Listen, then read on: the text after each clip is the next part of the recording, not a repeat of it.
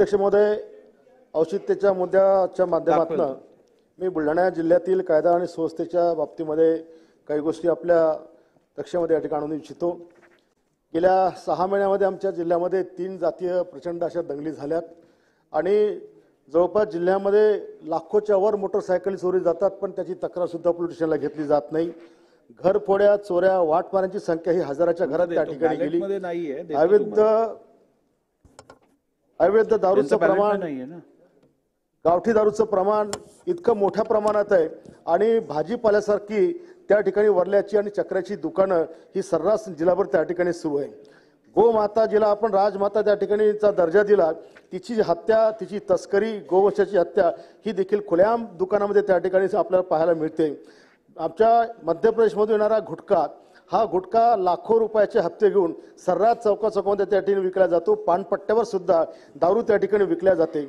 आतापर्यंत कमीत कमी हजारोच्या घरात अल्पवयीन आणि वयात असलेल्या मुली बेपत्ता झाल्या, पण त्या मुली सुद्धा शोधण्याकरता पोलीस प्रशासनाकडे त्या ठिकाणी वेळ नाहीये। 3 वर्षापूर्वी माझ्या घराला स्फोटाने उडवण्याचा प्रयत्न केला। 3 वर्षामध्ये एका आमदाराचं घर उडवलं जातं, त्याचा शोध सुद्धा पोलिसांना 3 वर्षात घेता आलेला नाही। ही देखील गंभीर बाब मी आपल्या समोर त्या ठिकाणी लक्षात आणून देतो। या ट्रॅफिक पोलिसांच्या कार्यक्षेत्रामध्ये रोजचे किमान 50 बळी आमच्या भागात त्या ठिकाणी चाललेले आहेत। हेल्मेटची सक्ती असताना कोणालाही हेल्मेटची सक्ती दिली जात नाही, त्याच्यामुळे अनेक निष्पाप लोकांचे बळी त्या ठिकाणी चाललेले आहेत।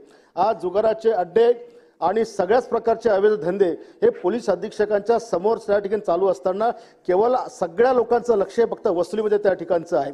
परराज्यातून येणारं कॅप्सूल, बटन नावाचं कॅप्सूल, गांजा, बॉन्ड हा नशा करून पोरं इतके बेधुंद होतात की कोणता गंभीर गुन्हा ते करून राहिले याचं भान त्यांना देखील राहत नाही आणि त्याच्यावर देखील बंधन घातलं गेलेलं नाहीये। आणि म्हणून औचित्याच्या माध्यमातून मी आपल्याला विनंती करतो की या संपूर्ण जिल्ह्यातील या गैरप्रकारावर आळा घालण्याकरता आपण शासनाला त्या ठिकाणी सूचना कराव्यात व कायदेशीर कारवाई करण्याकरता त्यांना आदेश करावेत।